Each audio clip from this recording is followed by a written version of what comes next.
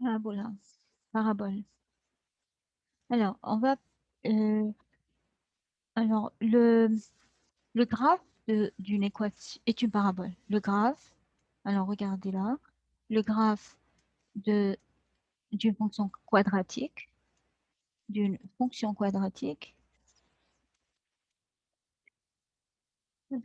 c'est-à-dire d'équation y égale à fx égale ax carré plus bx plus c est une parabole. On connaît la forme d'une parabole en général. D'accord? C'est une parabole. Maintenant, ce on sait quand on a euh, une telle expression, alors essayons de compléter là.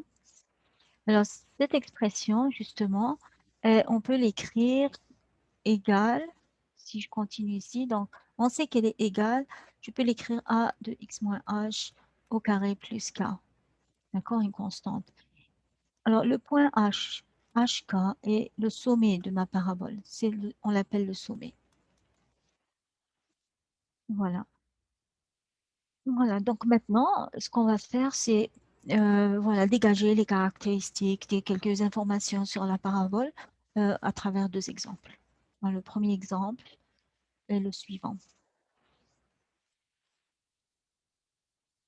Supposons qu'on ait à, à tracer la parabole moins x carré plus 6x moins 12. D'accord? Alors, donc, comme on l'a fait remarquer, on va réécrire notre expression en complétant le carré parfait. Donc là, j'ai un coefficient pour x carré, je le mets en facteur. Ça, c'est la procédure pour compléter le carré. Donc on se concentre sur les deux premiers termes en x. La constante, on la laisse séparée, d'accord, plus tard. Et on travaille à l'intérieur. À l'intérieur, on remarque qu'on a x carré moins 2 fois 3 x. Alors, j'ai donc un début d'un carré, le double produit ici. Alors, je vais compléter pour avoir un carré. Il me manque un 3 carré. Et alors, je vais retrancher 3 carrés parce que je ne l'ai pas. Je ne dois pas modifier mon expression originale. Et donc là, j'obtiens toute cette quantité-là me donne x moins 3, le tout au carré, moins 9 et moins 12.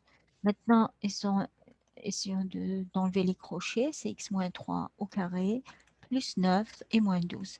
Et enfin, on a donc moins x moins 3 au carré moins 3.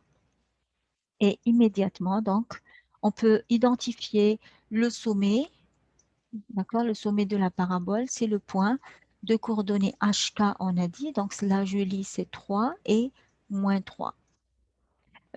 Quoi d'autre? On peut euh, chercher l'abscisse à l'origine. L'abscisse à l'origine. Et donc ça, on le fait en en résolvant l'équation y égale à 0.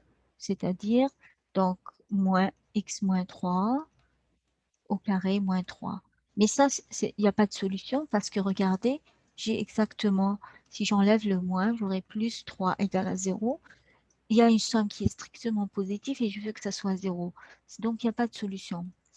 Pas de solution. C'est-à-dire pas de point d'abscisse à l'origine. Alors, aussi, l'abscisse maintenant, abscisse à l'ordonnée. L'abscisse à l'ordonnée, on l'obtient en prenant x pour x, donc pour x égale à 0. Bon, on sait comment le faire. On va juste écrire les coordonnées qui correspondent.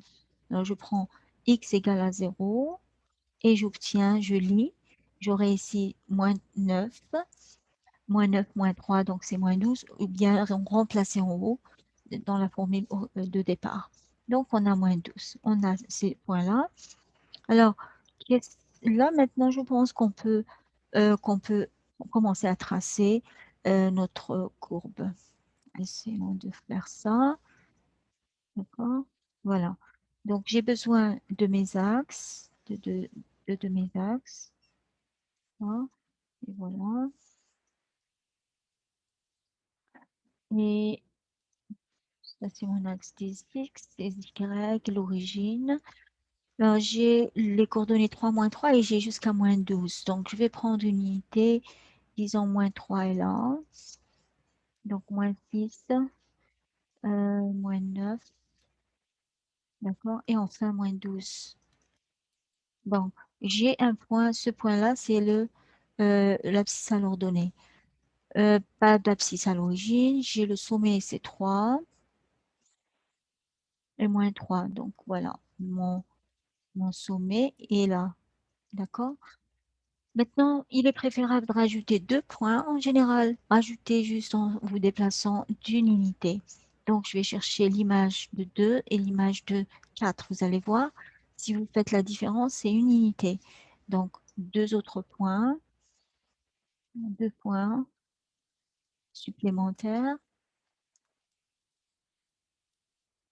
Ça aide à tracer une bonne forme. Donc, j'ai dit une unité avant le sommet, donc c'est 2.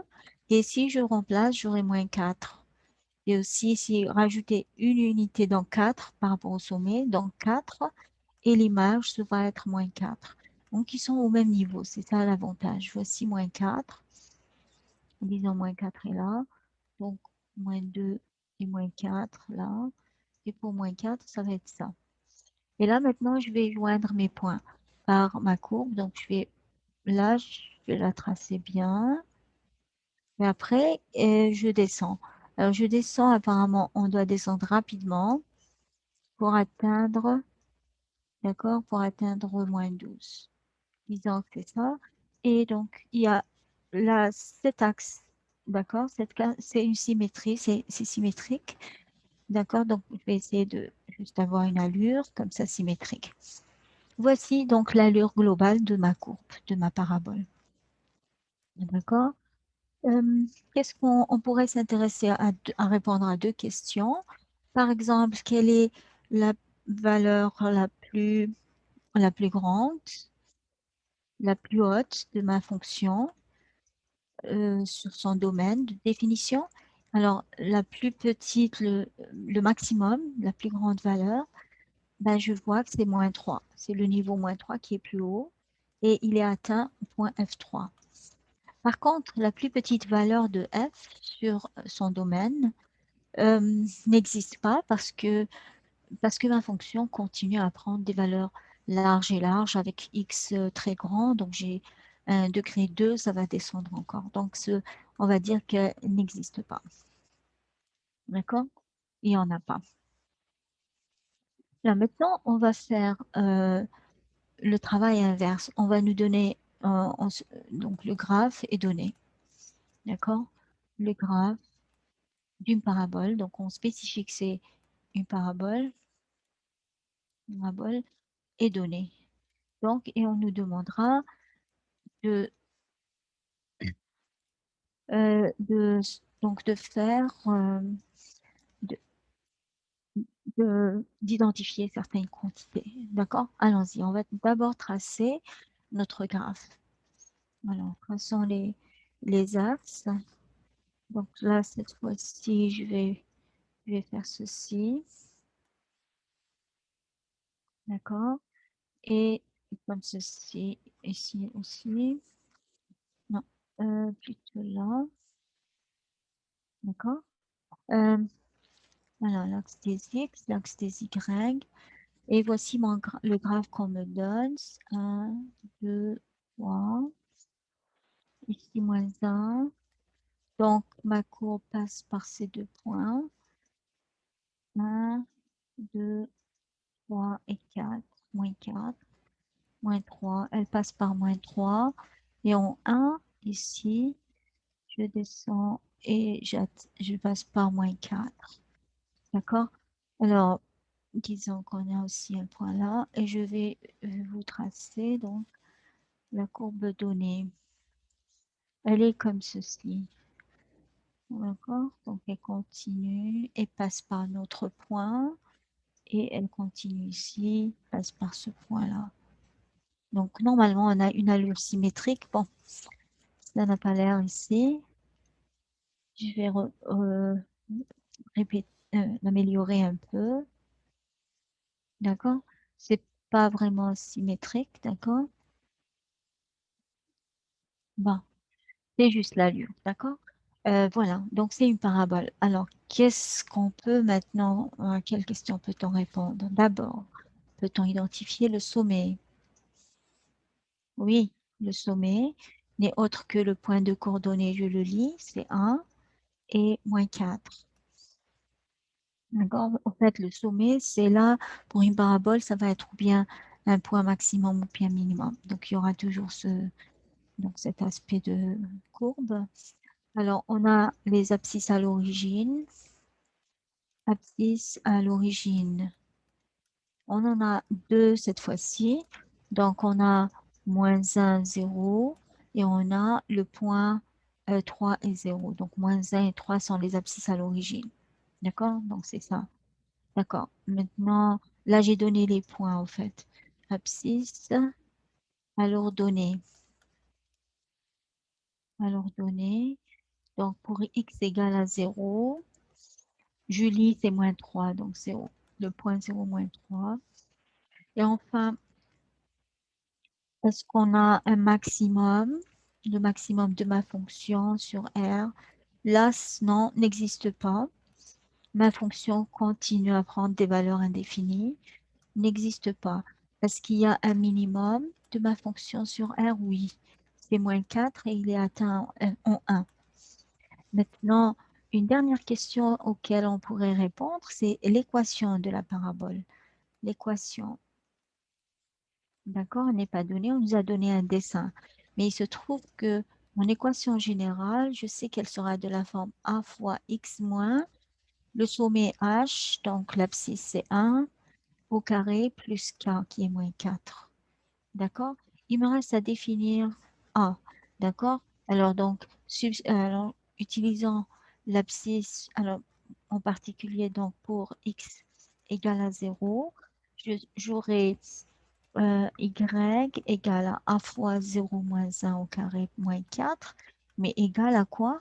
À -3. On sait que c'est à -3. D'accord? Et donc, a maintenant va être 4 moins 3 qui est 1. Et donc, comme ceci, on est arrivé à identifier l'équation de la parabole donnée par le dessin. D'accord? Voilà, donc il suffit d'identifier donc le coefficient A et le sommet avec les données qu'on a. Voilà, voilà comment travailler avec la parabole.